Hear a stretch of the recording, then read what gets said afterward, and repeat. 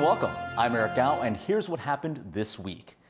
A speedboat from China that managed to get all the way to the coast of Taiwan has triggered a debate about possible gaps in the country's defense.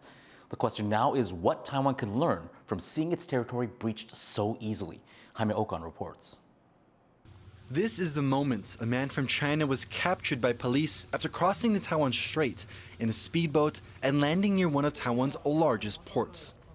He's since been identified as a former Chinese Navy captain. The Coast Guard says human negligence is the reason the boat managed to make it to Taiwan shores. 10 people in the Coast Guard have already been disciplined, and the administration says more resources will be dedicated for surveillance to monitor more ships. 这个案子是风险非常高，威胁程度非常高，应该在第一时间要调派线上艇去实施拦截，结合雷达跟红外线，看到我们就可以确定。The incident is triggering concerns over possible gaps in Taiwan's defense. The country faces daily harassment from Chinese ships, aircraft, and balloons, all part of Beijing's efforts to bring Taiwan under its control. Taiwan's position is so unique where every day there is a new threat, whether it's in the cyber domain, from the air, from the sea. And frankly, Taiwan doesn't have the same amount of resources, funding, manpower, personnel that China does. But the bigger concern is the location this man managed to reach, as the Danshui estuary is critical to the country's defense. Danshui is home to one of Taiwan's largest ports and houses military facilities along its riverbanks. Just a few kilometers away sits the country's largest international airport. It's an ideal landing spot for a potential invasion from China, especially as the river connects all the way to the capital city of Taipei. Taiwan's military has practiced defending this beach, but analysts say establishing more advanced radar stations and better surveillance training needs to be prioritized. Catching incidences is going to be possible given enough time, but increasing the resources, being able to expand the number of radar stations, getting it operationalized would be an enormous cost. And I think in Taiwan's situation, we're talking about a zero-sum game for defense funding. With little information known about the origin of the speedboat and this man's motivations to land on Taiwan shores, this could very well be a unique situation.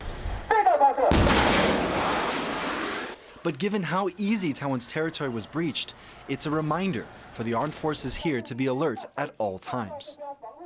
What needs to happen is to not let this one incident derail years of defense reform and possibly trying to completely change how things are. Like this, granted, it's a lot easier for one guy to slip through than an entire Navy or an entire Coast Guard or an entire Army. While both the military and the Coast Guard continue to patrol Taiwan's waters, it's gray zone threats like this small boat that may pose the biggest problems. Now it's up to the country's armed forces to adapt to this new reality, where all ships, no matter the size, pose a threat. Andy Shui and Jaime Ocon for TaiwanPlus. President Lai Ching-te has approved a cabinet request for a fresh review of controversial legislative reforms. The cabinet says these new rules may be unconstitutional or hard to enforce. Now, supporters of the bill say they are needed as part of a push to reform the legislature and to give it more oversight over the executive branch. But opponents worry about new powers, like compelling people to give testimony. The legislature now has 15 days to vote again on the amendments, and if they're passed, that would force President Lai to sign them into law. But the reforms could still be challenged in the Constitutional Court. For a deeper look at what may lie ahead in the fight over expanding legislative powers, John Van Triest spoke to Professor Liu Zhaolong, whose areas of expertise include Taiwanese politics. What's the difference substantially between sending a law back to the legislature for review and the veto power that presidents in some other countries have? 对于这个预算案、条约案等等有窒碍难行的时候，它可以请立法院复议。那复议的话，其实只要过半就可以。那过去57条的规定来讲的话是2/3更难。那现在增修条文只要过半就行了。那过半来讲的话，我们观察目前立法院的生态结构，要维持这个复议失败的造成复议失败这个结果是可以想见的。Is it common for Taiwanese presidents to send a law back for review? 非常少见，因为台湾我检查过，台湾总共使用过13次而已。从1950年代之后到现在，总共才只有13次。某个角度来讲，复议权的失败也形同是对行政院长的暗示性不信任投票。那在欧洲国家可能就是直接就是解散国会重选，要不然就是倒阁，要不然就直接下台都有可能。那可是台湾在这个部分的规定是比较模糊的。So if this law still ends up passing, but it gets sent to the Constitutional Court, does that mean that there's a sort of pause button hit, or is the law still in force? 有2个问题，第一个问题是说，今年9月有一半的大法官要重新行使同意权，9月份有一半的大法官任期到要行使同意权，那这个案子要怎么处理，也涉及到一个问题啊。第二个是，通常来讲，一个宪法的解释案，你要在3个月内去做出来的话，那个时间压迫性是蛮高的，而且又是这么充满政治性的案子。Once again, that was Professor Liu Zhaolong discussing the ongoing political fight in Taiwan over expanding the powers of the legislature. President Lai has featured on the cover of Time magazine with his first interview since taking office in May. In that interview, Lai reiterated his inaugural comments when he said that Taiwan and China are not subordinate to each other. He called on all nations to respect the sovereignty of the Taiwanese people while also encouraging dialogue, trade, and educational exchanges with Beijing. It might be a good idea to put that face mask back on, as COVID cases are on the rise again here in Taiwan. 20 people died after getting sick with the virus last week, and authorities are urging people to be on alert and to get updated vaccines. I spoke with reporter Joyce Tseng about how Taiwan is preparing for the surge. It's been a while since we've talked about COVID here in Taiwan, but case numbers are back up. Over the past week, 328 COVID cases were recorded that have caused complications. That's a 25% increase compared to the week before. Now, this includes 2 one-year-old boys who've developed high fevers of almost 40 degrees Celsius after testing positive for COVID. Now, in terms of fatalities, as you mentioned, Eric, 20 people have died from COVID-related complications in the last week, and so health authorities are now urging people to get the most updated vaccines since many of the older ones are now less effective with new variants. That was Joyce Tseng reporting in Taipei about the new COVID surge. Business owners in earthquake-hit Hualien are breathing a sigh of relief as tourists return in droves for the Dragon Boat Festival long weekend. Bryn Thomas has the details. It's back to business as usual in Hualien. The Dragon Boat Festival long weekend was the first public holiday since eastern Taiwan was hit by a magnitude 7.2 earthquake back in April. The local tourism industry took a major blow, but visitors have finally returned.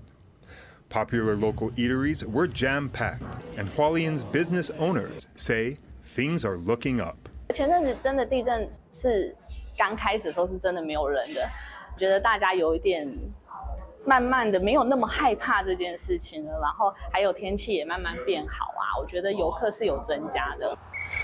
Over the long weekend, tour buses rolled in one after another. Some came from the other side of the country. 哪边一起来玩？从彰化，我们是2部游览车。大概多少人来玩？2车嘛，2车84个。那这边的感觉怎么样？很漂亮，看着天气很好，真的漂亮。Many tourists have been flocking to Hualien's most photo-friendly spots, like this coffee shop, decorated like a fairy tale cottage. The county's tourism officials say visitor numbers have bounced back. 有一些外地的游客目前有一点回流的状况，就包含我们整个外地的数量在比例上都有一点提升，比之前在4月、5月地震过后的状况有明显提升了2到3倍这样子。Since April's earthquake, Hualien residents have been trying to rebuild. The central government has poured millions into rebuilding infrastructure and boosting tourism. But if Dragon Boat Festival weekend was any indication, Hualien's tourism sector could be on its way to a full recovery. Ryan Wu, Wesley Lewis, and Bryn Thomas for TaiwanPlus. A new report from the Defense Ministry says that Taiwan has put billions of dollars into weapons from the U.S. that haven't arrived yet. Weapons delays to Taiwan have been an ongoing issue for years, and the problem has been getting worse ever since the U.S. began supplying weapons to Ukraine. I spoke with our reporter Jaime Ocon about how bad the delays are. There's still over $19 billion worth of U.S. weapons that haven't been delivered to Taiwan, and some of those weapons deals go as far back as 2019. Now, some key context here is that the United States is Taiwan's largest, if not its only provider of weapons and defense equipment, and Taiwan needs those weapons to defend against China, which is threatening to invade the country to bring it under its control. Now, I want to focus on one specific sale that's drawing the attention of analysts both here in Taipei and also in Washington, D.C. It's an even older sale from 2017 of roughly 1,700 TOW missiles, TOW. Now, these weapons are basically missiles that are guided and mounted on military vehicles that Taiwan uses for coastal defense to defend against landing craft that are trying to reach the shores of Taiwan. Now, the first batch of these weapons should have been delivered in 2020 and the complete deal done by 2024. But this report is now revealing that Taiwan so far has received 0 of these weapons. And speaking to an analyst earlier, he says it's a sign of strain within the U.S. defense industry. But to have nothing this far after for such a simple capability, I think is really damning on the U.S. defense industrial base. I think it's really damning on the attention that is given to Taiwan, and it shows a real mismatch between American rhetoric and actual prioritization.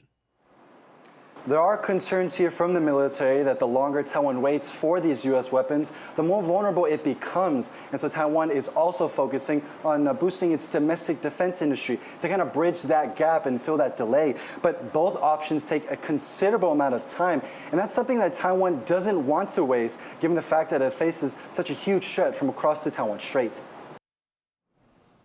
That was Jaime Ocon reporting on the U.S. weapons delays to Taiwan.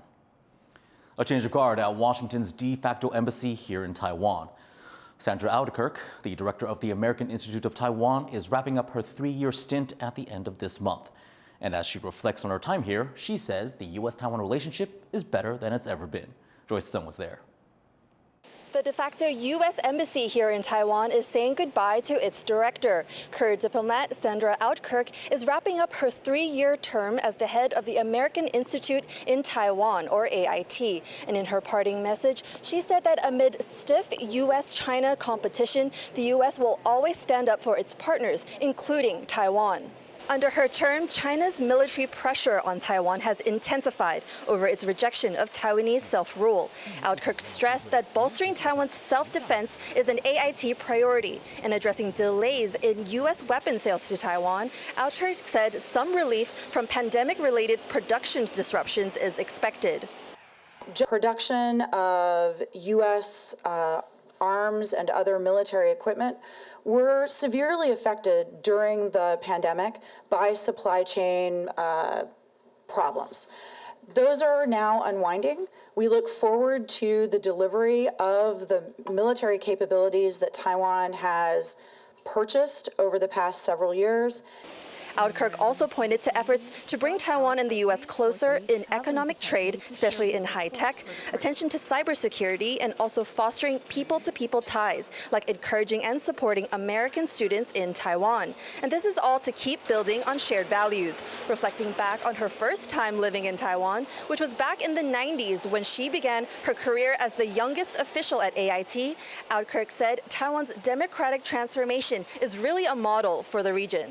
And Albuquerque was optimistic that this leadership will continue in the future. She said that the regional landscape today is much more complex than before, but that the U.S. and Taiwan relationship remains strong to ensure stability in this key region.